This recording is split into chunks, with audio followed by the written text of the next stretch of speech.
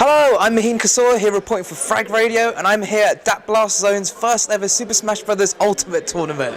That was not a tongue twister whatsoever. Let's go see what's happening. So this is the start of the tournament area, and behind me just here, these are where all the friendlies are happening. And yeah, everyone's getting ready, you get warmed up, and get the blood pumping, get those Smash juices flowing. And let's go inside now where the real action's happening.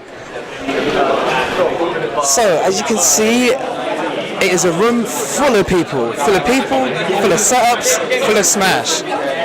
So, these are all of the tournament setups that we have right here.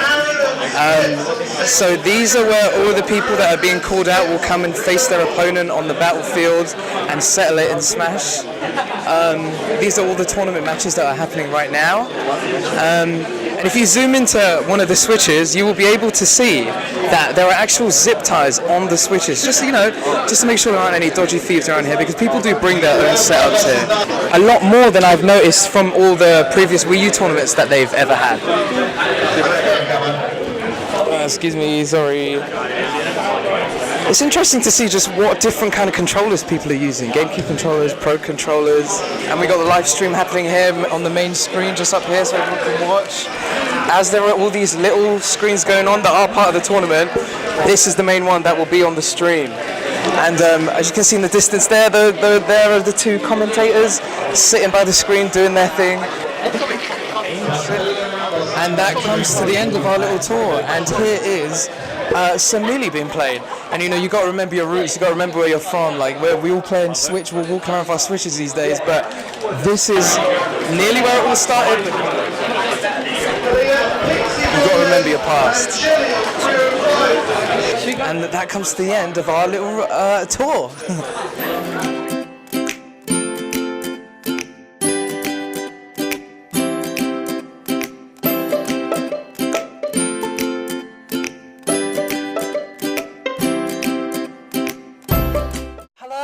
And I'm here sitting with, what's your name? My name's Elliot, I go by the tag Joycey. Cool, I saw you on the live stream, so you are a commentator, aren't you? Yeah, I'm trying to dabble in commentary a little bit more. I compete as well, but I enjoy commentating quite a lot.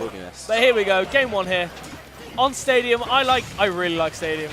I really like Stadium. I think it's the new Smashville. I don't think this one's legal though. So GP, you run the event, don't you? And how has that gone this first time with the new game? I mean, for the first time with the new game, it's gone relatively smoothly. I know a lot of people have struggled to meet the the inflated numbers. We've got around 50% more people than we would usually get for an event of this size. Yeah. So, but preparing for that was difficult, but we've done okay. I mean, the thing is, from the last game, there is a lot of players. There's a lot of people coming in, because the thing is there's a lot of returning faces. Okay, yeah. Because from Smash 4, obviously Smash 4, Smash Ultimate. Yeah. And then I haven't seen too many new faces, but they're new to me. But there's people that played the previous game.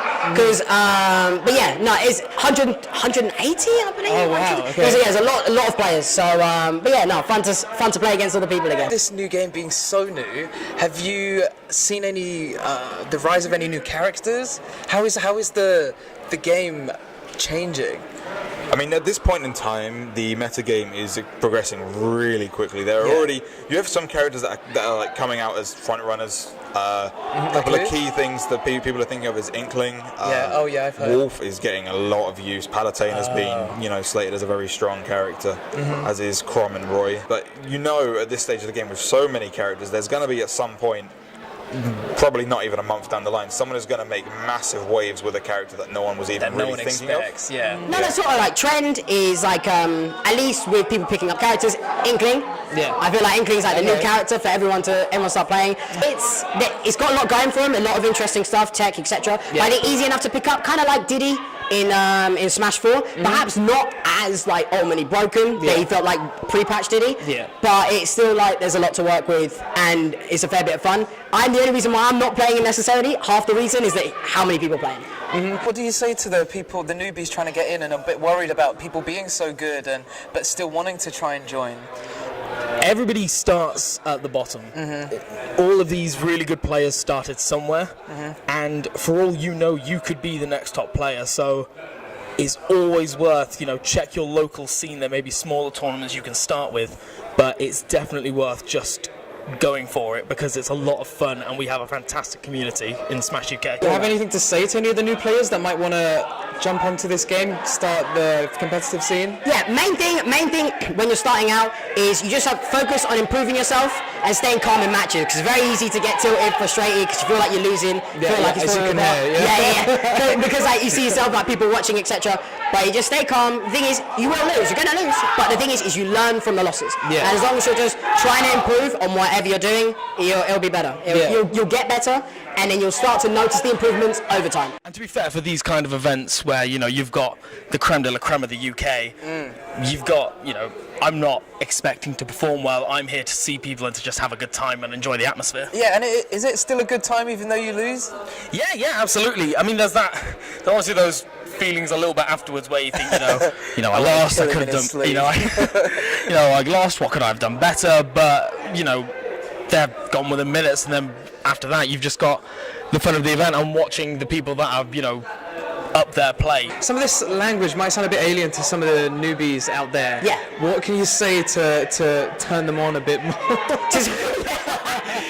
know what you mean. So the thing is with terminology, with technical jargon, etc., usually the best place to start is just look at YouTube guides, look at stuff, they'll explain stuff. Because it takes a while, because people are just saying fair, bear, and it's just like, dare, I dare to do what? No, it's just like, dare is down, air, right? And as long as you're not playing an overly technical character, most of the words are universal.